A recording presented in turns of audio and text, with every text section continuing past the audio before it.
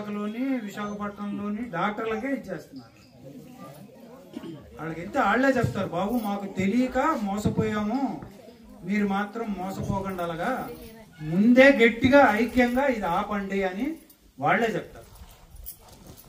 మేమంతా దగ్గర నుంచి చూసాము, కొంత చదివి ఉన్నాము, ఇతర ప్రాంతాల్లో ఏ హాని జరిగిందని పరిశీలించాం. కాబట్టే ఈ బొగ్గు ఆధారిత థర్మల్ ప్లాంట్లు అసలు వద్దు, మనకు వద్దు. అట్నుంచి ప్రభుత్వం నుంచి అప్పుడు ప్రశ్న ఏమొస్తుంది, అరే నువ్వు వద్దంటే కరెంట్ కావాలి కదా, నీకు మైక్ కరెంట్ కావాలి కదా, ఎక్కడి నుంచి తీసుకొస్తాం అంటారు. ఓల్డ్ ఉన్నాయి, కావలసినంత సోలార్ ఉంది, మనకి బ్రహ్మాండంగా పెట్టుకోవచ్చు. అది కూడా పెద్ద అదానీ కంపెనీకో ఇంకేదో పెద్ద పెద్ద కంపెనీలకు పెద్ద పెద్ద ఇవ్వటం కాదు. సోలార్ డీసెంట్రలైజ్డ్ గా ఎక్కడికక్కడ చిన్న దిగువ స్థాయిల్లో అందేటట్టు సోలార్ ప్లాంట్లు పెట్టి ప్రజలకు అందుబాటులో ఉంచే బాధ్యత ప్రభుత్వానికి ఉంది. చాలా దేశాల్లో ఈ బొగ్గు ఆధారిత పరిశ్రమలు వద్దనుకుంటున్నారు, పూర్తిగా మానేస్తున్నారు. సౌరశక్తి మీద ఇతర ఇంకా ప్రత్యామ్నాయ మార్గాలు ఎత్తుక్కున్నారు, చూసుకున్నారు, అవి అమల్లోకి కూడా తీసుకొచ్చేసారు.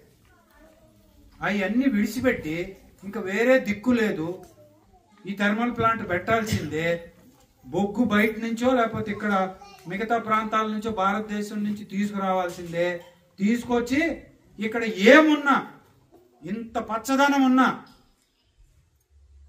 అక్కడ సోంపేట కాకరాపల్లిలో పెద్ద పెద్ద నీటి వ్యవస్థ బేల తంపర లాంటి ప్రాంతాలు ఉన్నా చిన్న పిల్లల నుంచి ముసలోళ్ళు దాకా మాకు వద్దు బాబు ఈ థర్మల్ ప్లాంట్, మా బేలే మాకు ముద్దు అని అన్నా కూడా మేము పెట్టి తీరుతాం అని 6గురిని కాల్పుల్లో కాల్చేసి ప్రయత్నం చేశారు. కానీ ఈ జిల్లాకి గొప్ప చరిత్ర ఉంది, ఆపారు. ఇది తెలియంది కాదు కదా మీకు, ముఖ్యంగా యువకులకు అందరికీ తెలుసు. పెద్ద పోరాటం జరిగింది, ఆపేశారు. దాంట్లో కొద్దో గొప్ప మాలాంటి వాళ్ళం వెళ్ళాము, వాళ్ళకి సలహాలు ఇచ్చాము, వాళ్ళ నుంచి తెలుసుకున్నాము. ఇవాళ మీ దగ్గరకు వచ్చి మీతో మాట్లాడి ఇక్కడ స్థానికంగా విషయాలు తెలుసుకున్నట్టే అక్కడికి పోయి తెలుసుకున్నాము. వాళ్ళు వద్దన్నారు, మేము కన్విన్స్ అయ్యాము, వాళ్ళు ఎమ్మడి ఉన్నాము. బయట నుంచి మేము చేయగలిగిన సహాయం అంతా చేశాము, చట్టపరంగా. కానీ బయట ప్రపంచానికి చెప్పాలి, ఇది అక్కడ వెన్నెల వలసలో థర్మల్ ప్లాంట్ పెడతారట, అక్కడ స్థానికులకి ఎవ్వరికి కూడా సమ్మతి లేదు. అక్కడ స్థానికులు వద్దన్నా కూడా ఇక్కడ పెట్టడానికి ప్రయత్నిస్తున్నారు, ఇది వ్యతిరేకించాల్సిన అవసరం ఉంది అని బయట కూడా కూడగట్టాలి అభిప్రాయం. మా వరకు మా సహాయ సహకారాలు మానవ హక్కుల వేదిక అనేది మా సంస్థ ఎప్పుడూ ఉంటుంది. ఇప్పుడు ఇవాళ మాకు తెలిసింది ఇది మైదాన ప్రాంతం కాదండి, ఇది మీకు పాలకొండ ఫారెస్ట్ రేంజ్ అంచున ఉన్నారు మీరు. ఇక్కడ రిజర్వ్ ఫారెస్ట్, ఈ అటవీ హక్కుల పట్టాలు ఉన్నాయి, మీకు వ్యక్తిగత పట్టాలు ఉన్నాయి, సామూహిక కమ్యూనిటీ పట్టాలు ఉన్నాయి.